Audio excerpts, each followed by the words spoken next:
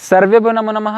मेरा नाम है चेतन जोशी और आप सभी का स्वागत करता हूं योग के इस यूट्यूब चैनल में जिसका नाम है योग धर्म, जिसमें आज मैं आपको योग के तीसरे नंबर के सैद्धांतिक लाभ के बारे में जानकारी देना चाहता हूं। इसके पहले मैं योग के 2 सैद्धांतिक लाभ आपको बता चुका हूं। अगर आपने नहीं देखे तो प्लीज़ जाकर के डिस्क्रिप्शन में जाकर के उन वीडियो को ज़रूर देखें। अब बात करते हैं योग के सबसे बड़े तीसरे लाभ की। योग का सबसे बड़ा तीसरे नंबर का सैद्धांतिक लाभ यह है कि योग करने से डीजनरेट सेल्स रीजनरेट हो जाते हैं, अर्थात ऐसे सेल जिसकी शक्तियाँ कम हो रही है उनमें भी शक्तियों का जागरण होना शुरू हो जाता है योगाभ्यास करने से। जो सेल्स डीजनरेट हो चुके हैं, अब जो निष्क्रिय हो चुके हैं वो भी सक्रिय हो जाते हैं, वो भी रीजनरेट हो जाते हैं, उनका फिर से एक्टिवेशन उनका शुरू हो जाता है। हमारे शरीर में थोड़ा सा सेल्स के बारे में बात करते हैं कि सेल्स होते क्या हैं। हमारे शरीर में ह्यूमन बॉडी में अनेक छोटी छोटी इकाइयाँ होती हैं, अनेक असंख्य छोटी छोटी इकाइयाँ होती हैं और इन छोटी छोटी इकाइयों से मिलकर के हमारा पूरा शरीर बनता है। और जो छोटी छोटी इकाइयाँ हैं इसी को हम सेल कहते हैं, यही कोशिका कहलाती है।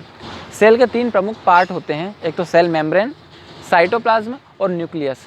सेल मेम्ब्रेन का अर्थ होता है कोशिका कला, कोशिका भित्ति, और साइटोप्लाज्म का अर्थ होता है कोशिका द्रव्य, अंदर जो कोशिका के जो मटेरियल है उसको साइटोप्लाज्म कहा जाता है। और फिर केंद्रक अर्थात न्यूक्लियस जो कोशिका के सेंटर में होता है। आरबीसी को छोड़कर के हर कोशिका में ये केंद्रक पाया जाता है, न्यूक्लियस होता है। सेल मेम्ब्रेन कोशिका कला जो प्रोटीन, वसा और लवण इनसे मिलकर के 2 परतों वाली पतली झिल्ली बनाती है जो कोशिका को प्रोटेक्ट करती है, एक सुरक्षा कवच तैयार करती है जिससे कोशिका सुरक्षित रहती है। और ये जो पतली झिल्ली है इसका जो प्रमुख कार्य है कि कौन सी चीज़ अंदर जा रही है और कौन सी चीज़ बाहर जा रही है, इस पर नियंत्रण करने का काम इस कोशिका कला का होता है। रक्त से जो ऑक्सीजन लिया जाता है, शुद्ध ऑक्सीजन, उसका अवशोषण करना, ग्लूकोज का अवशोषण करना, कार्बन डाइऑक्साइड को बाहर निकालना, ये जो काम है ये कोशिका कला का होता है। साइटोप्लाज्म जो कि कोशिका द्रव्य जिसको कहा जाता है हिंदी में, ये जो साइटोप्लाज्म है केंद्रक को छोड़ करके जितना भी अंदर का हिस्सा होता है कोशिका के, इस पूरे हिस्से को साइटोप्लाज्म कहा जाता है। इसके अंदर बहुत सारे तत्व होते हैं और इसका जो मुख्य काम है श्वसन, पाचन, उत्सर्जन, उत्तेजनशीलता, ये सारे जो कार्यों का संपादन है ये साइटोप्लाज्म के द्वारा होता है। अब ये जो साइटोप्लाज्म है इसमें जो महत्वपूर्ण चीज़ें हैं वो मैं आपको बताना चाहता हूँ।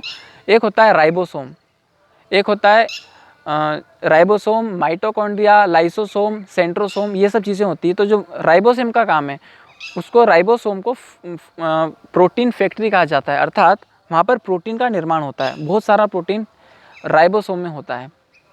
और जो सेंट्रोसोम होता है, आप नाम से समझ सकते हैं, सेंट्रोसोम अर्थात सेंटर में रहने वाला 2 तत्वों का विभाजन करने का काम इसका होता है। लाइसोसोम प्रोटीन, वसा और लवण जो भी उसके अंदर घटक होते हैं कोशिका के अंदर उनको छोटे छोटे टुकड़ों में बांटने का काम करता है, उसको खंडित करता है। जो माइटोकॉन्ड्रिया होता है वो एक ऊर्जा का ग्रह होता है, पावर हाउस जिसको बोला जाता है कोशिका का, क्योंकि ये श्वसन का काम करता है। तो माइटोकॉन्ड्रिया और राइबोसोम, लाइसोसोम और इसके अलावा सेंट्रोसोम, ये जो 4 महत्वपूर्ण तत्व, इसके अलावा बहुत सारे तत्व इसके अंदर होते हैं जो कि कोशिका द्रव्य की श्रेणी में आते हैं। मैंने एक चीज़ अलग रखी थी कि कोशिका जो द्रव्य है इसके अंदर केंद्रक को छोड़ करके जो भी भाग है वो कोशिका द्रव्य आता है। तो केंद्रक क्या होता है, अब इस बारे में बात करते हैं। जो केंद्रक है आरबीसी अर्थात लाल रक्त कणिकाएं, इनको छोड़ करके जितने भी कोशिका होती हैं उन सब में बीच में गोल आकार का केंद्रक होता है।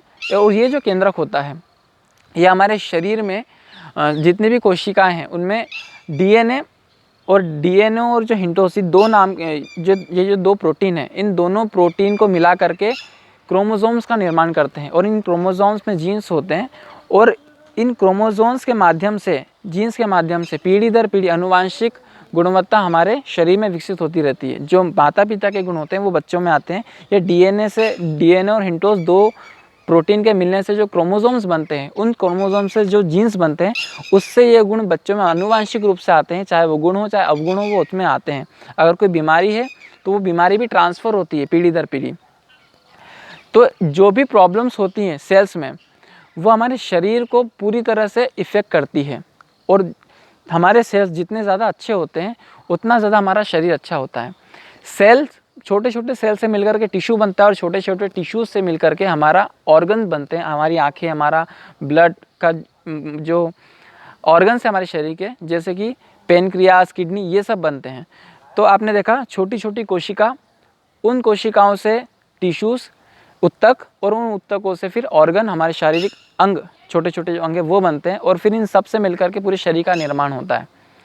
तो जो केंद्रक है उससे डीएनए का, और साइटोप्लाज्म जो है उससे कोशिका के श्वसन, पाचन और उसकी चयापचय क्रिया का, और सेल मेम्ब्रेन का, उसके सुरक्षा कवच का काम होता है।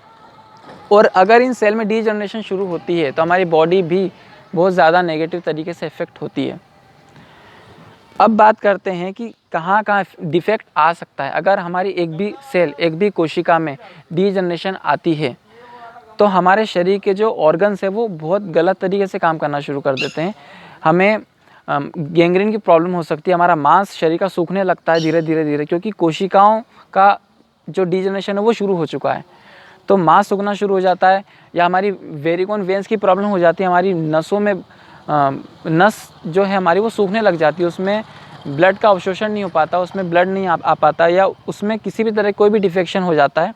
आँखों में प्रॉब्लम आ जाती है, ब्रेन में प्रॉब्लम हो जाती है, पाचन तंत्र, हमारा श्वसन तंत्र, respiratory system, urinary system, reproductive system, ये सारे सिस्टम बिगड़ने लगते हैं जब हमारी कोशिका में प्रॉब्लम होना शुरू होती है, हमारे उत्तकों में प्रॉब्लम होना शुरू होती है।